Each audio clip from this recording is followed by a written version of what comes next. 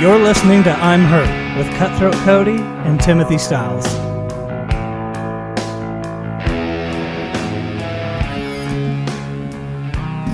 Not very professional. Squeaky noises. Squeaky. Starting off the show with me adjusting my microphone into position. Well, we really rushed today, didn't we? Oh, absolutely. Well, you know. It's my favorite word, by the way, is absolutely. Well, you called and you told me yesterday, like, hey, brother. By the way, I love it. Brother. Hey, brother. I only got a short amount of time for you tomorrow, so you know, we got to do this snappy, and I got to bounce out. Yeah, and I do apologize about that, but you know me, I like to overbook myself all the time. I don't have that many friends. I mean, by choice. So, well, I'm completely open to see whoever it is I need to see and do what I'm really in love with, play video games and nothing. That makes me feel very special. I don't think I'm picking up at all. Am I? What are you talking about? Okay. Gotcha. Never mind. Don't worry about it. Jesus Christ. Technical stuff. Okay. Don't worry. We'll erase all this. Hey, everyone. Welcome to I'm Hurt with Cutthroat Cody. I'm Timothy Styles, your curator. And you expressed, Cody, say hi. Oh, hi there. You expressed, back off your microphone. Back off. Jeez, there we go. really should have. Let's just restart. Nah. No? Nah. It's too late? The people need to. You want real? This is as real as it gets. This is as real as it gets. Okay. You mentioned to me before we started that it's one of my heroes' birthdays, which I get, as well as a spoiler alert, is Jim Cornette. Happy birthday, Corny. It's not that he's a hero of mine, although I do think he's a great manager and one of the great talkers, but he's obviously a very divisive fellow. Absolutely he is. I think everyone was on board. You know, obviously he was a great manager, right? Yes.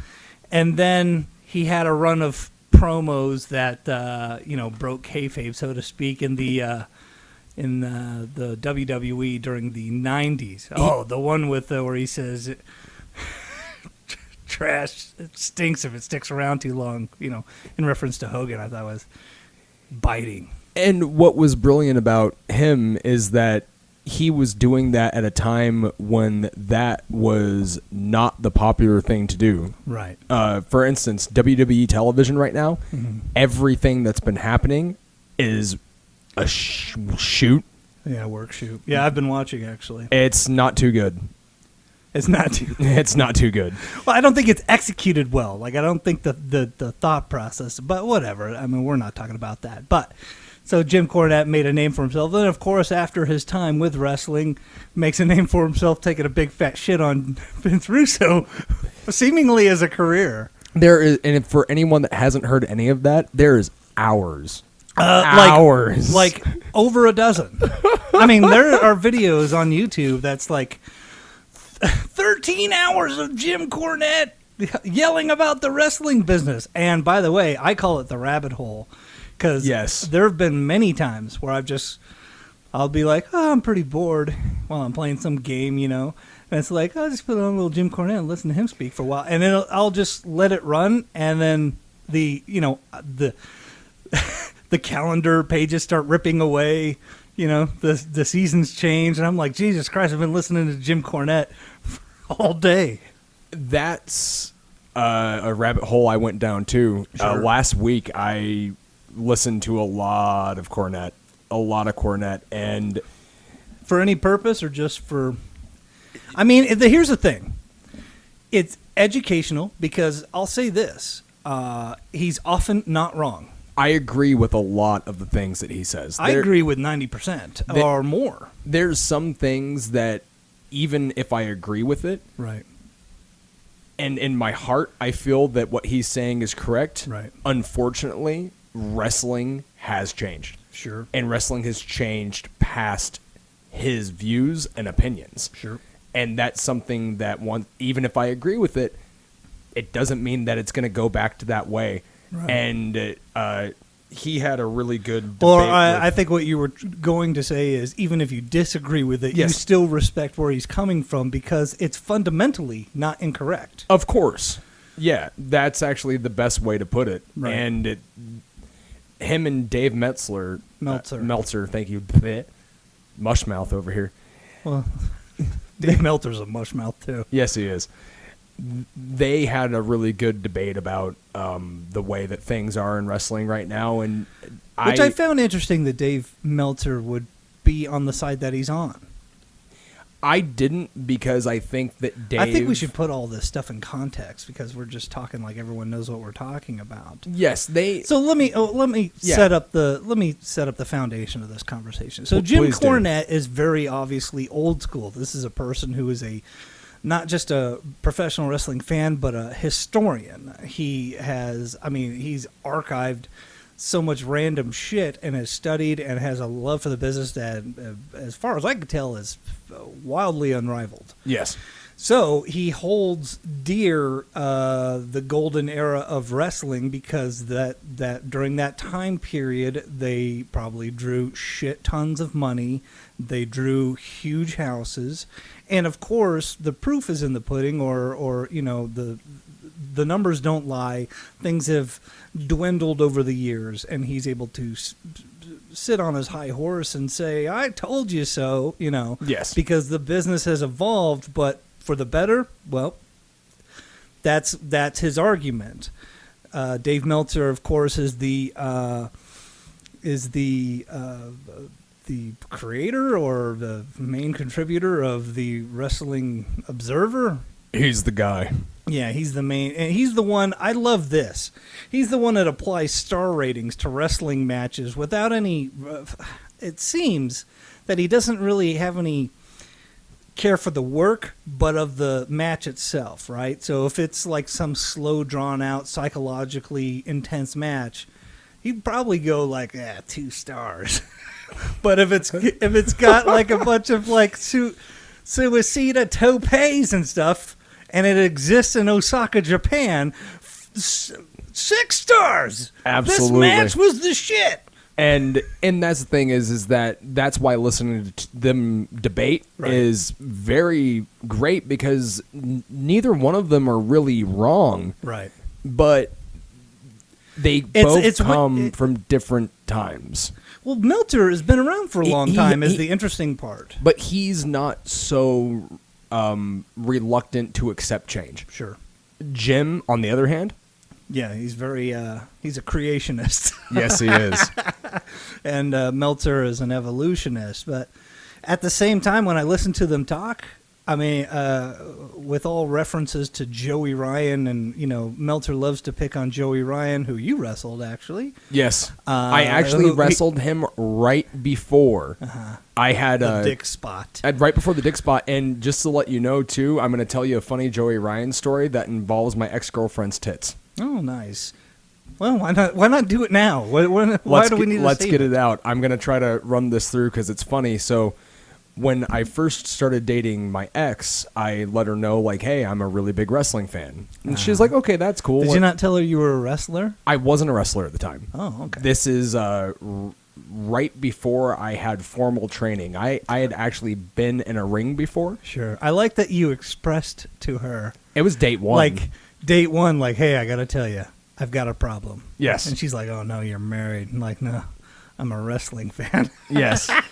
And she's like, oh, no, that's cool. And I had to explain in further detail, not only am I a wrestling fan, but one day I want to be a pro wrestler. So why don't you come to this wrestling show with me, and we'll watch this show, and afterwards I'm going to try to meet as many people as I can, because at the time there was no place to train in Vegas.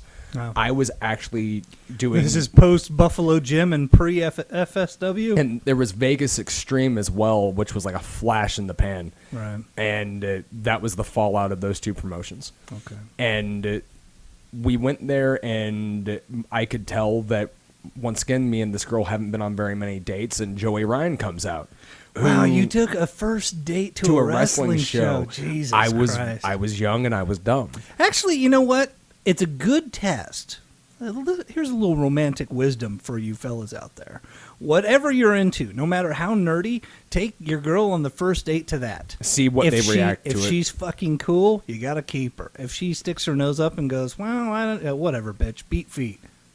Yep. Yeah. So, and Joey Ryan's a looker. You know, He's a handsome devil. He's a handsome man.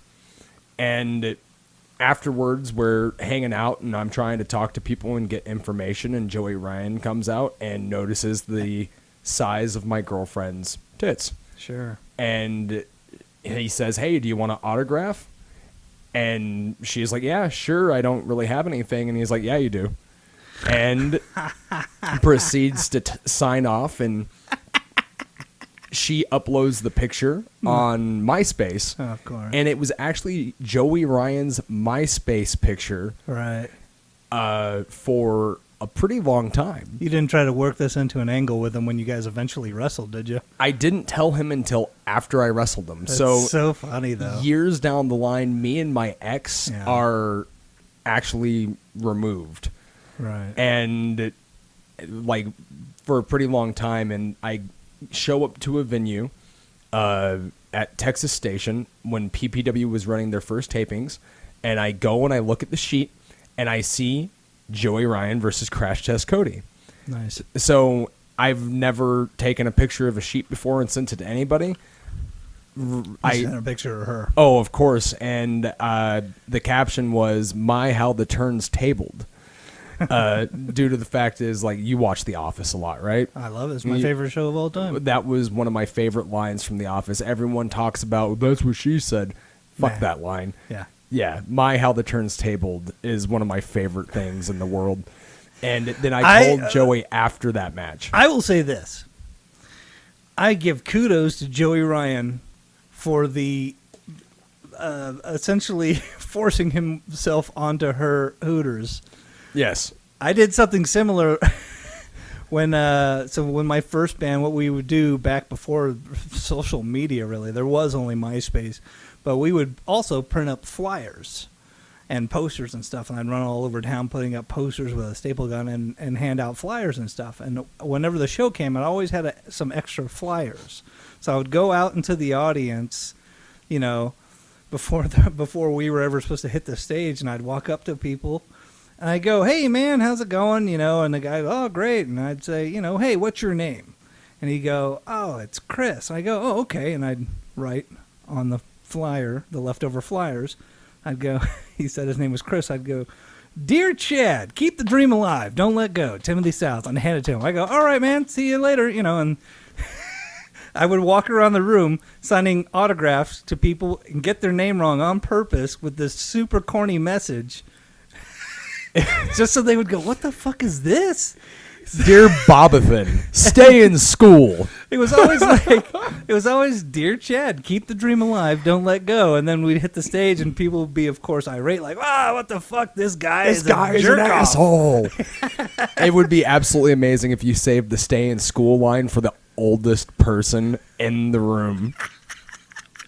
Follow your dreams. Well, it's an extension of another story. Is my guitarist had a acoustic guitar that was worth like $3,000 because it was this vintage Gibson. It was great, and his dad got wind that Leonard Skinner was in town, and he was like, "Oh, great!" And he took his guitar, this expensive thing, and took it to go get autographed. Oh no! By the band, and it wasn't like he got it autographed by someone great. He got it autographed by the Van Zant cousin, you know, the one that was in 38 Special that filled in after the lead singer died. Whoa! And what the guy wrote on it was, "Justin, keep the dream alive, don't let go."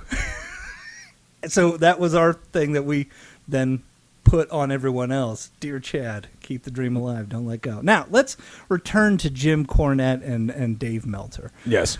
And Joey Ryan is obviously a point of contention for Jim Cornette, who is a creationist or a purist.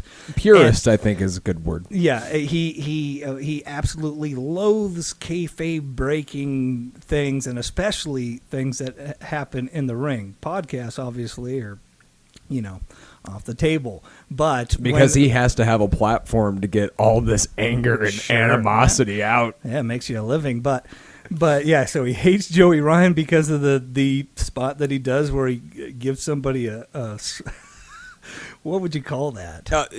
He calls it the Dickplex. No, it might not be the Dickplex. No, I think it is the Dickplex. It might be the Dickplex. Although I do like his other move, the Boobplex. Boobplex, that's another one. It's a German suplex where he grabs them the girls by the hooters.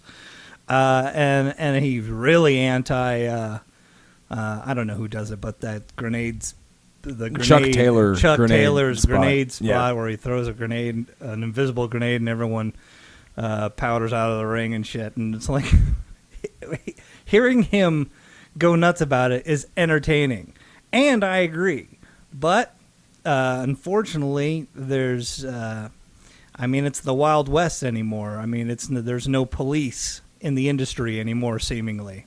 There's not, and I imagine if my hero were Harley Race were hanging out, he'd probably smack somebody. What the fuck are you doing, kid? And, even going back to past episodes talking about the Sexy Star shoot, shit like that used to happen all the time back in the day. Right. But nowadays, everything's changed. And to me, that's a change for the better. As far as that goes. That there's no police? No, as far as... I need to speak clearly, my apologies. That's all right. I'm okay with some of the changes. I'm okay with people saying, yo, you shouldn't be going into business for yourself, wrestling terms. You shouldn't be going and trying to hurt people just because you're upset about something or anything like that. Right. We're supposed to be a brotherhood. We're supposed to be protecting each other. It is a fraternity. Yes. But it was forever a secret fraternity that had its own language and handshakes and everything else. And all that is dissolving. It's all going away. Right. And professional wrestling I think that's one of Cornette's problems. And the thing is that you can sit around and be bitter about it, or you can find a way to make it work for you. Right. I was backstage when Joey Ryan got fired. He got fired from WCWC, and he got fired from Paragon Pro Wrestling for the Dick Flip spot.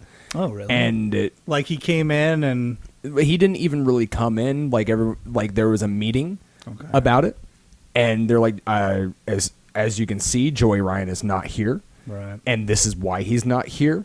And if he thinks that that's okay to do, and he's going to make any money in this business, he's absolutely wrong. But guess what? Wrong. They're wrong, because they're wrong. That dude is making a lot of fucking money off of that spot. So I can agree with it. I can disagree with it. I think it's okay because shit like that has been going. Whether the Jim Cornettes and the anybody else of that ilk fails to see it or not, stuff has been going on like that really forever. Absolutely, there have been comedian and comedic based wrestlers.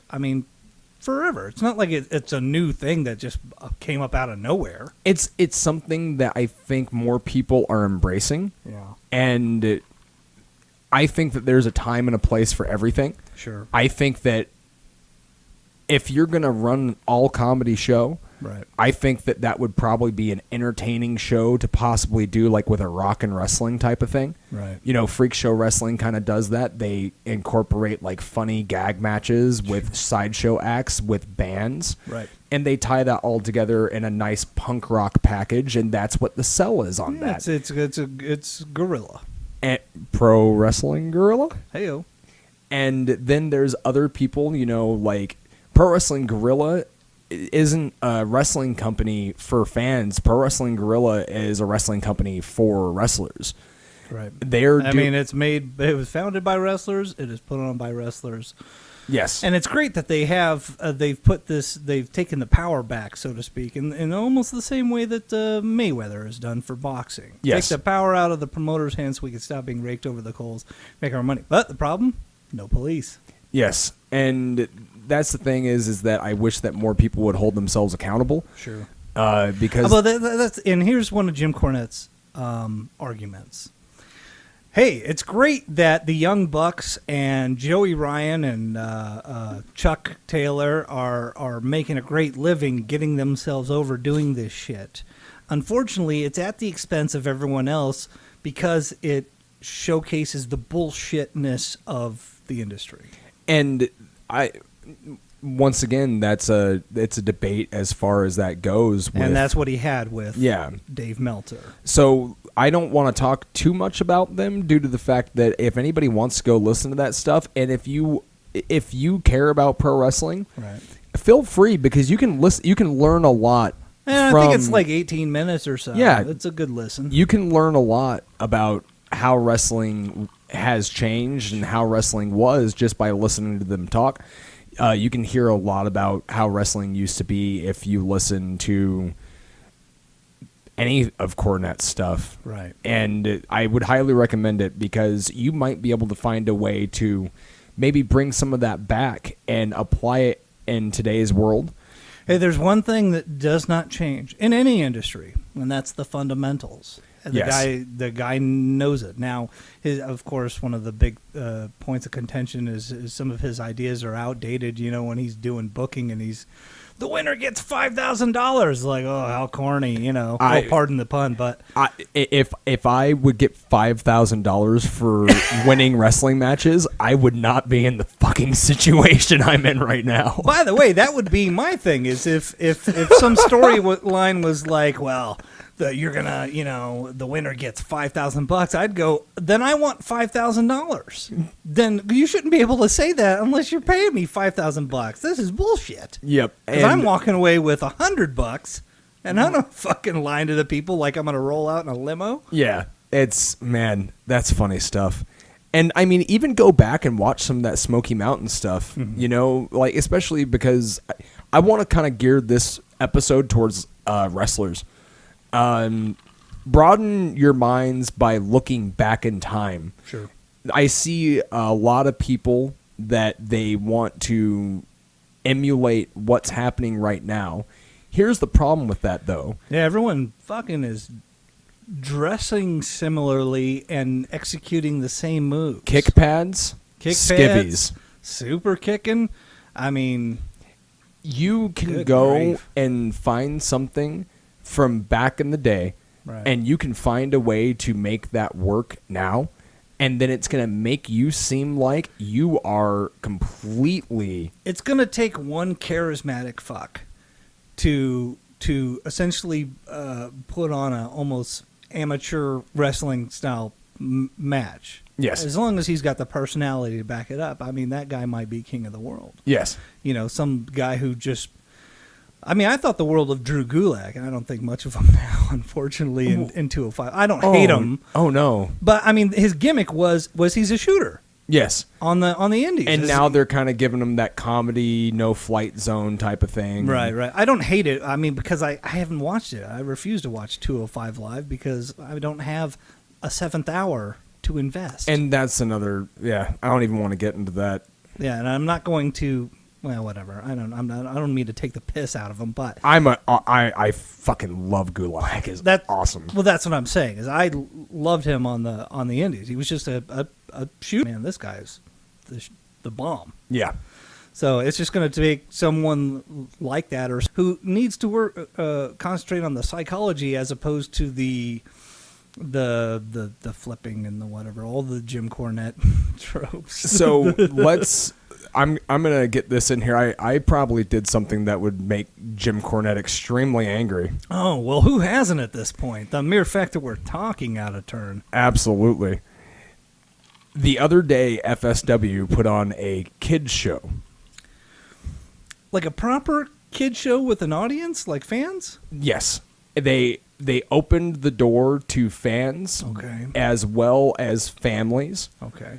And FSW has been running a kids class for the last 7 years.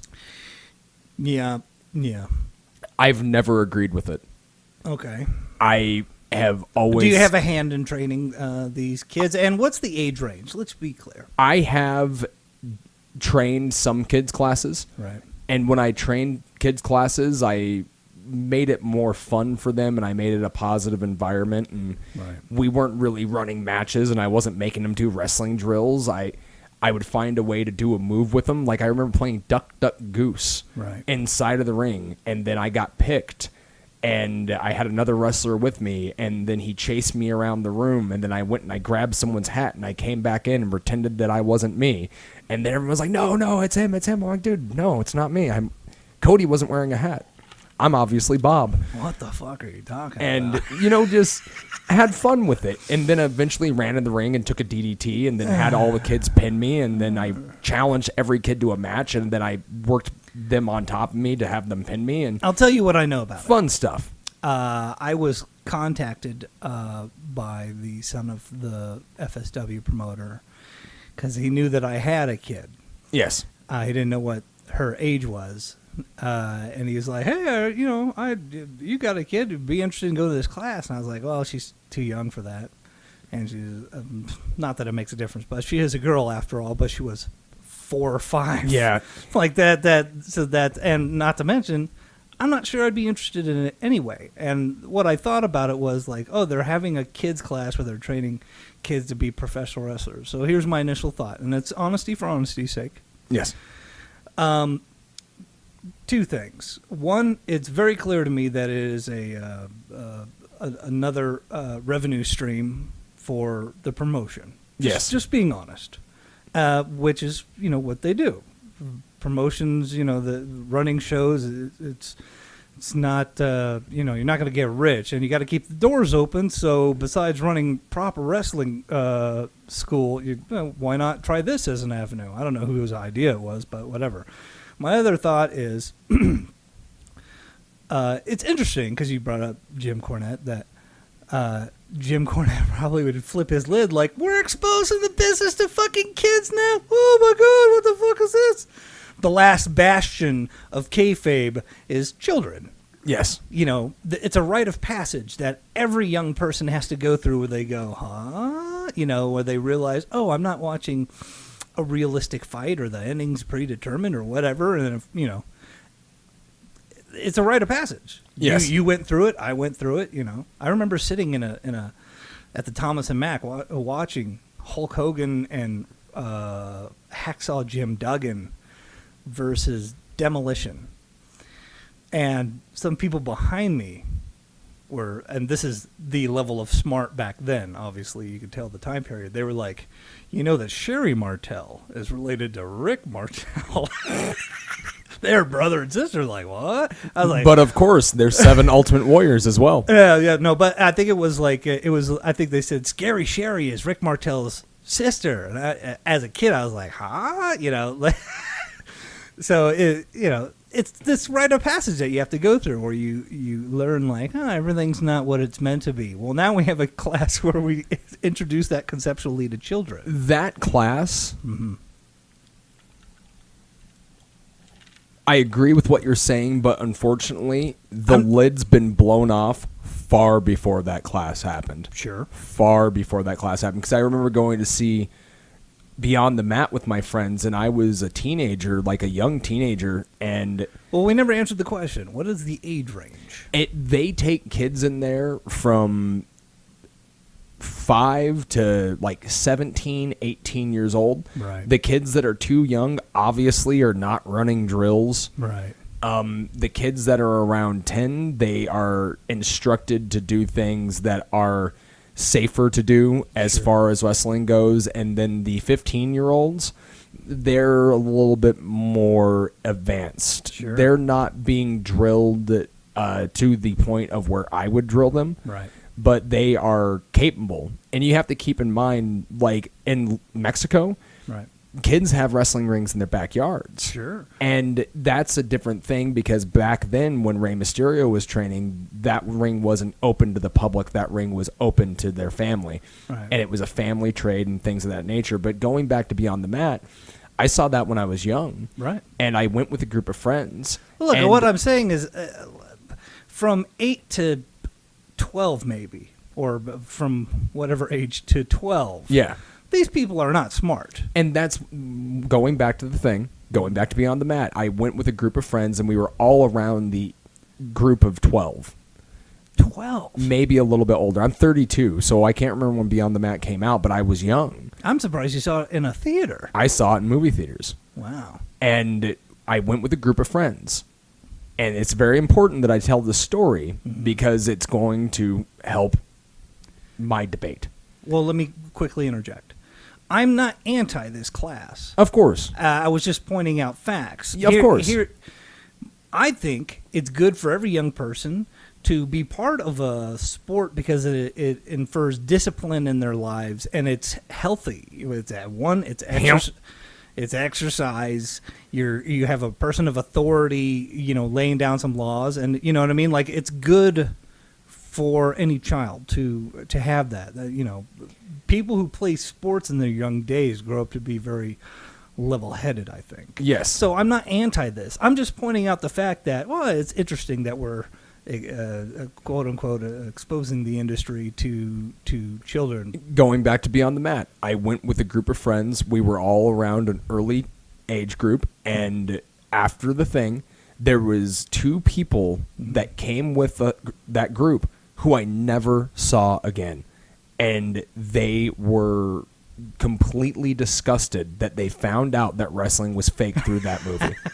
And I'm not even joking with you. I wonder what they thought they were going to say. We even went to the same school. Right. And I never saw them again. Right. It's like they disappeared. So the business has been blown off even before that. Well, hey, I mean, if you want to really go into it, I mean, when did they stop reporting the results of wrestling matches in newspapers? Do you know the answer? I don't. 1934. There you go. So we can talk about people not buying the bullshit to all the way back in the 30s, or of knowing course something was up, right? And but I'm saying children are the last bastion. I've had little kids come up to me that were 10 years old, right, that have told me statistics and facts about professional wrestling because of the fucking internet. Sure. Well, okay, here's my slight counter-argument. Because I really thought, and I had a conversation with Joe, the promoter at FSW. I went there in person to buy tickets once. And he made some comment to me, and I said, really, isn't everyone smart by now? And he said, no, you'd be surprised. And, I follow a bunch of stuff on Instagram just to keep up to snuff, just in case I duck out from watching, which I do from time to time. And you'd be surprised if you open up the comments of any WWE or any of their quote-unquote superstars posts and just look at the comment section, how unsmart a lot of people are. And, and I agree. So Anyway, I mean, this is all just rhetoric. We're not arguing for or against, but continue. We're just bringing up points and things of that nature. So I've always been against the idea of the kids class due to the fact of the business, due to the fact of safety concerns, right, due to all these things. And safety's got to be a big one. Absolutely. And I have always been trepidatious. Yeah. I've always been not for it. I've always been in a situation to where I'm just like, no, I think this is a terrible idea. Sure. And I had nothing to do the other day because you're not going to get any trouble for saying this shit, are you? No, because I'm speaking from the heart. Okay. Like I even said it in front of a live crowd. Like, for anyone that doesn't know, I actually did a fucking appearance at an FSW kids show. Mm-hmm. And I'll go into that. I went down to this show. I brought Nick Bugatti with me. I told him to bring his gear just in case they wanted to do a match with guys that were around just to start the show off, which they had already planned.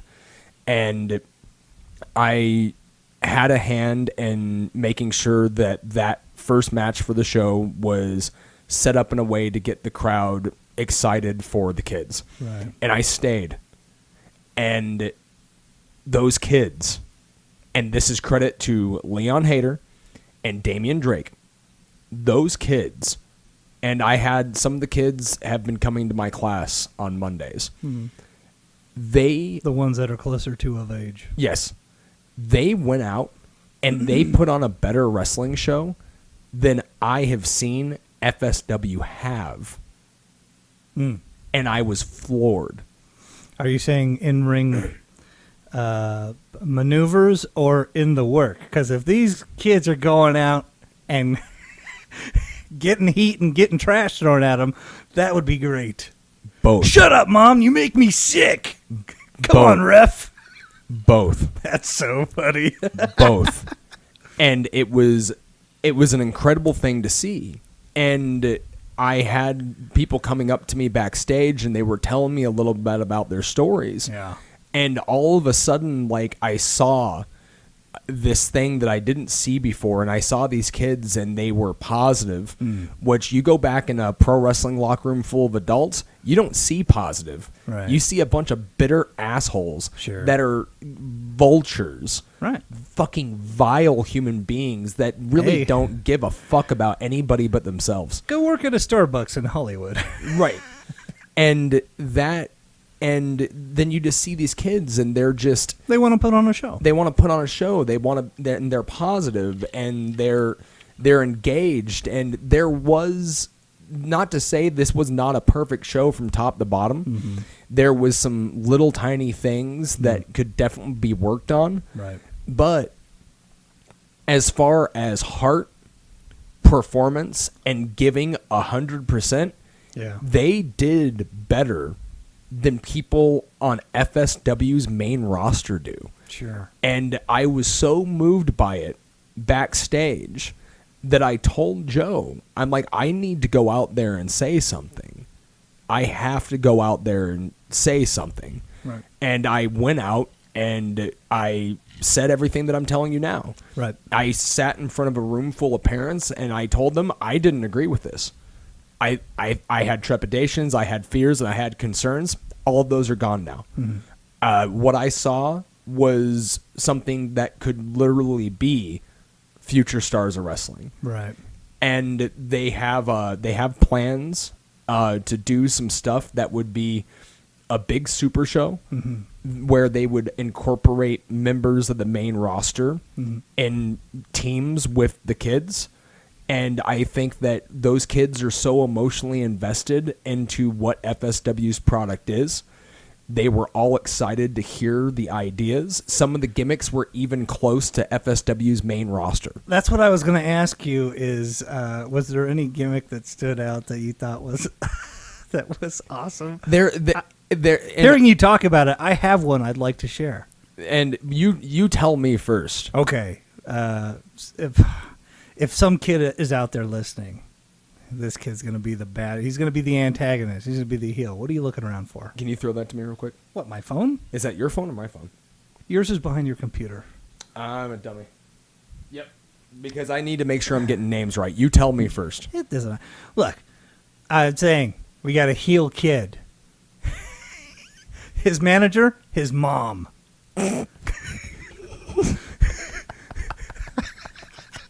Tell me that kid, he comes out, he's got a polo shirt on, he's strutting, his mom's behind him, he's yelling at the audience, shut up, don't say bad things about my mom. His mom's saying the same thing, don't say bad things about my kid, he's the best.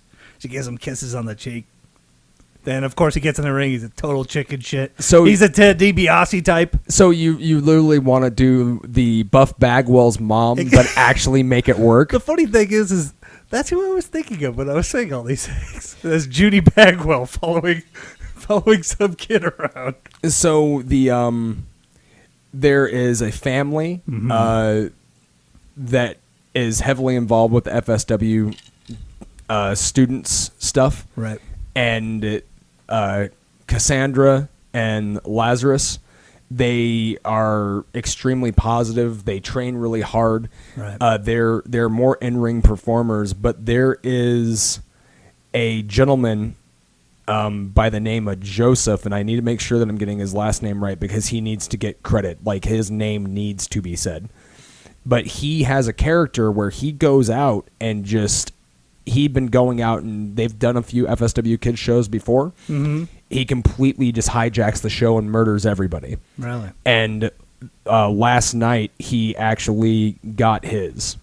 Okay. So, and he was absolutely stellar. I was blown away by him. Like, his presence, he's a big, intimidating guy. You know, like, he is absolutely amazing. And his last name is Gill, Joseph Gill. And he has an opportunity to actually do this. Right. There was a lot of kids that had the opportunity to do this, and I told them that.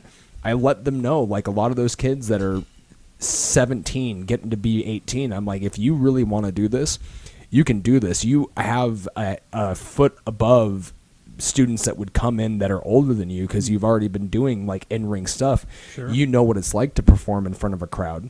Right. And like I said, I was just absolutely floored by it all, and I'm sure that Jim Cornette would lose his mind. Right. And don't be surprised if something ends up getting to him, because they're going to clip this show. Mm-hmm. They're going to show highlights of this show. They're going to put it on the internet, and people will watch it. People are going to notice it. It's going to be something that people are going to see and they're going to be excited about. And I will close out with this. Once again, Leon Hader and Damian Drake. Those two had a huge hand in those kids. Some of the kids I helped with that have come to the advanced classes, but the credit needs to go to them. Like, they're the ones that made that happen, and they should all be really proud. Do you think it's... geez. Do you think these sort of things should... well, here's an interesting question. Do you think that things like Joey Ryan, like the Chuck Taylor grenade bit, and like an all-children's wrestling show should... not that they shouldn't exist, but do you think that people should put that stuff on the internet? I'm just going to put this out there too. Right. On that all children's wrestling show, they wrestled as wrestlers. They didn't wrestle with invisible hand grenades, and they didn't wrestle with genital flip spots, and they didn't do goofy spots. They all performed. Sure. They outperformed adults. Right. Like, in the whole entire card, the story of the card was Joseph coming out and murdering everybody, and Cassandra standing tall and saying absolutely not. And they had a match, and granted, it was an intergender match, right? And it had that doesn't bother me as much as anything. Well, some people have other things. Yeah, some people have opinions. Some people have assholes. So that's whatever your opinion is. I like those kids. Once again, I keep on going back to those kids. Those kids wrestled as professional wrestlers. Those kids wrestled as better professional wrestlers than fucking professional wrestlers. Yeah, I think you were really put over by their gumption and and passion. I mean, it's easy to become disenfranchised when you are in an industry of sharks, and then along come a group of people who are untainted. Yes. So yeah, sure. I get it. I don't agree with it. Yeah. But I get it. And that's the thing is that I don't necessarily agree with all the comedy stuff. If it was a comedy show, by all means. Right. And I know that you and me have privately talked before about how I feel that wrestling cards should be variety, and you feel like you could do... If a wrestling show is supposed to be a wrestling show, it's supposed to be a wrestling show. If a clown show is supposed to be a clown show, right, you can have a circus of all clowns. Like... And I agree with both. No, what I'm saying is I think both are fine, right? I think that you could have the variety show, that you could have the one spot where, oh shit, who's the Canadian who does the Italian stuff? That is now doing MMA training in the WWE. I have no clue. Santino Marella. Santino, he's doing MMA stuff? Well, he has a gym where he trains wrestlers and MMA. I didn't know. So, but I think it's okay to have that spot on there. Like, we're gonna have a little comedy relief here in this segment. You know what I mean? Like, I think shows could do that, but I think in an effort to appeal to everyone, what you come off with is a lukewarm show for everyone, because I only like this and this. You know, and everyone has a different two things that they like. But if you were to come up with a niche specific, that you would have a really hardcore fan base that may be smaller but more dedicated. Does that make any sense? That does make sense. If I was putting on a, like early Ring of Honor shows that were very rule heavy, they were the polar opposite of what early ECW and CCW became, that's a small niche thing, and of course, over time they evolved into just another wrestling promotion. But initially, it was like, man, this is badass. I'm totally into it, and they were popular. Yep. So I think it's possible to do niche things or to do a real heavy shooter style promotion and even like a comedy style promotion. And Hood Slam is a party promotion. They're one of the first party promotions. Right. They are based out of Oakland. It's completely like a cult thing. I mean, they got to be made up of whatever was left over from Insanely Strange Wrestling, which I saw when they toured with the Warped Tour. Yeah. I mean, did we ever talk about that? We did talk about that. God, it was one of the funniest things ever. I don't know if we've talked about it on the show. Please let them know. All right, look, folks. We're going from like kids and nut talk right now. Oh, yeah, nut talk. Yeah. I went to. This is like right after the peak of the Attitude Era and the wars were over, and I was starting to think about becoming a wrestler, and what a perfect time to think about becoming a pro wrestler after everyone stopped giving a shit. Well, that's the point. Is that it was part of the decision making of like, maybe I shouldn't do this because I see where this is going, but.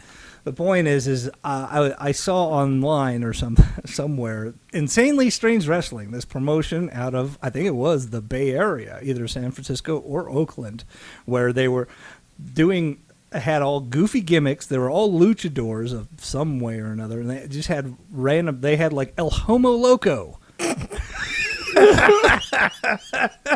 And it was this dude who wore like a tutu and a luchador mask with rainbows and stuff, and his... Not that it was a move, but he'd get up and dry hump you and stuff. But anyway, so I told my buddy, like, hey, this promotion's touring around with the Vans Warped Tour. And it's so funny, I'm a punk rock guy. I went to the Vans Warped Tour not to watch any music because I wanted to see this. I'm there for the wrestling, brother. We went to see this show. And that some of the fun, I want to point out a couple of the fun gimmicks I like. There was a boy band, a 2-piece tag team boy band. That was their thing. 3 count -1? -1, except they had another little caveat. They were also Scientologists. So they started by just reading Dianetics to this punk rock crowd, of course. They hated him, of course. I entertained the idea of doing a Scientology gimmick, but I'll let you keep going. Well, why not? Yeah. But, and another match that stood out that I'll never forget is I don't remember one of the participants, but I do remember the other participant. They announce him as El Swinger, and he comes out and it's a guy. He's got a leather gimp mask.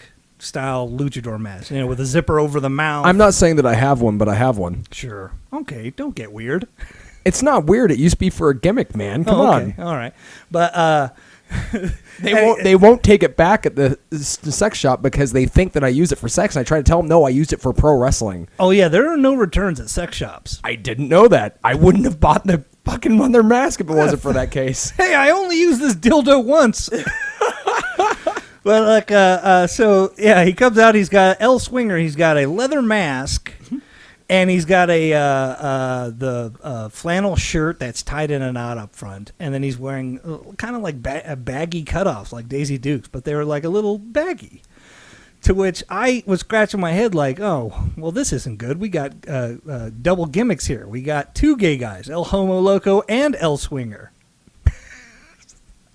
Now I love the Bay Area, so I was thinking like, well, this guy's the low budget El Homo Loco, so I'm not going to pay too much attention.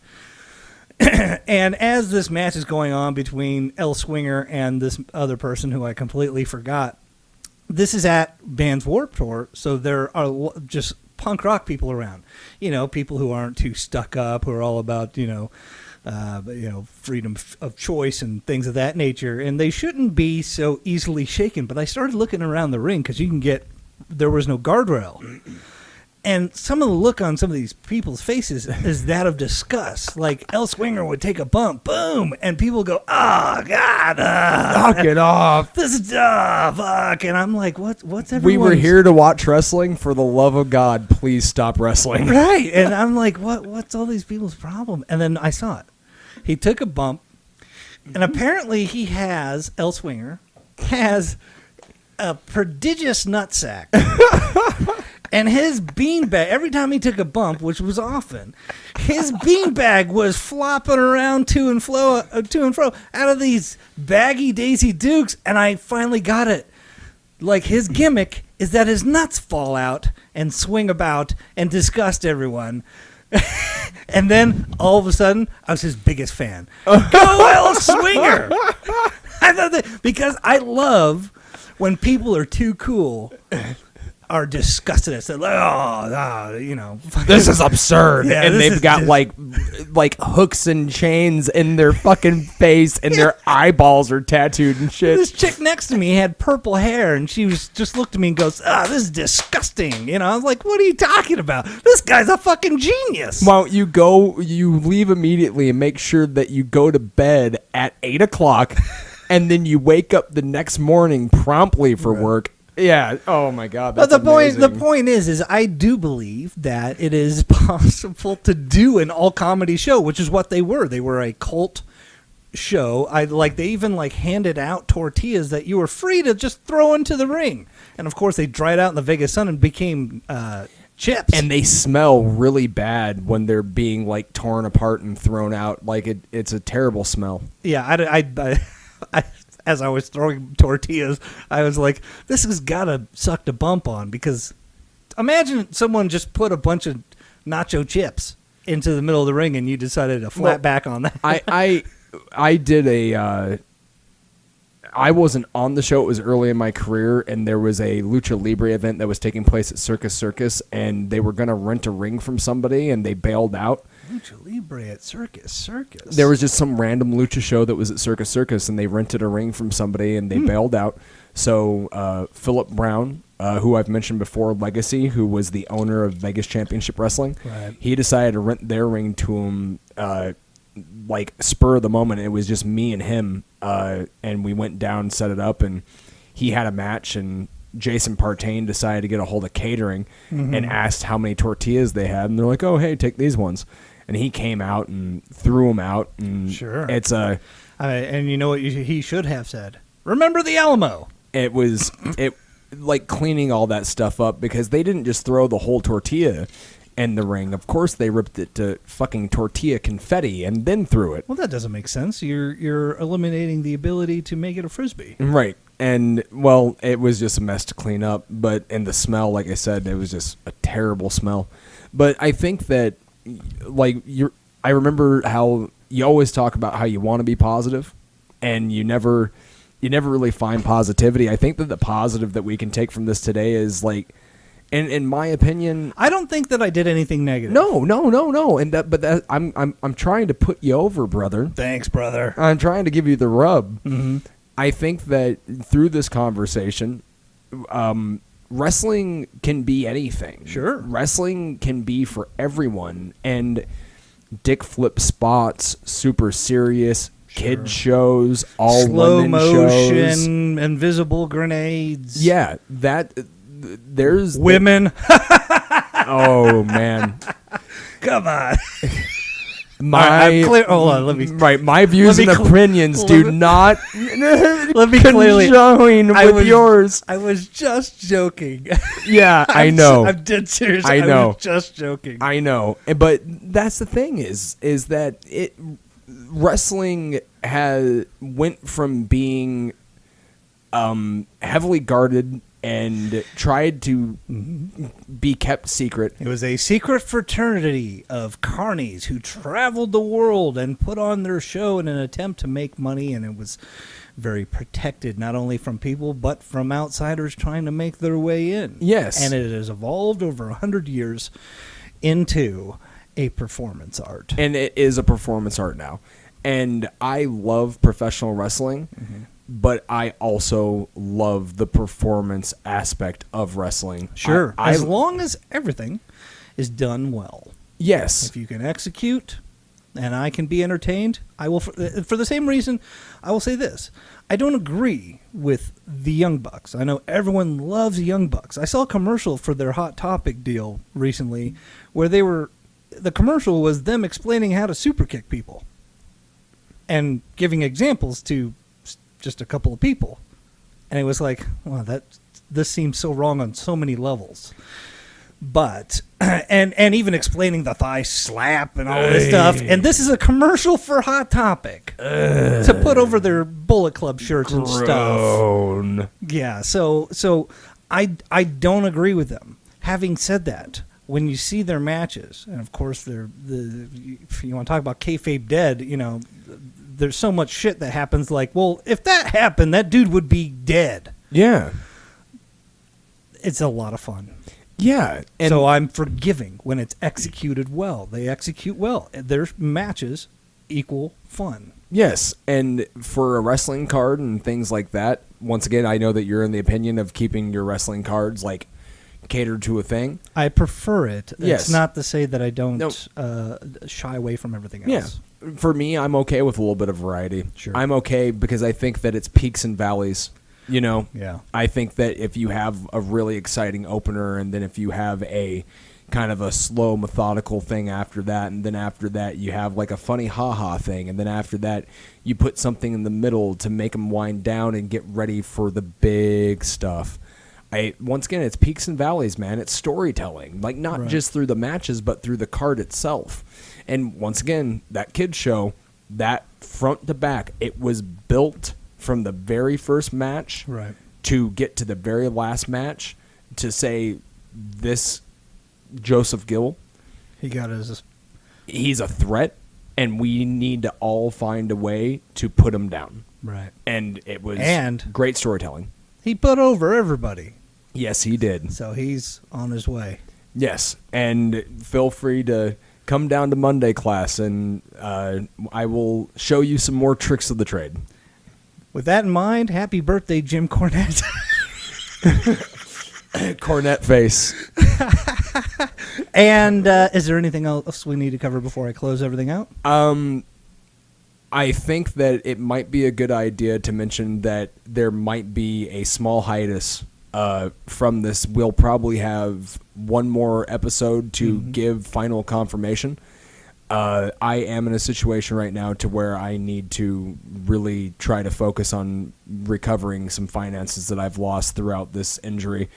And thankfully, Joe DeFalco has helped me out tremendously with giving me opportunities to train a couple classes a week. And I've got some other things that I need to take care of. But we'll talk more about that as it becomes a reality. Absolutely. Because it might not. So with that in mind, everybody, happy birthday, Jim Cornette. Thank you very much, Cody.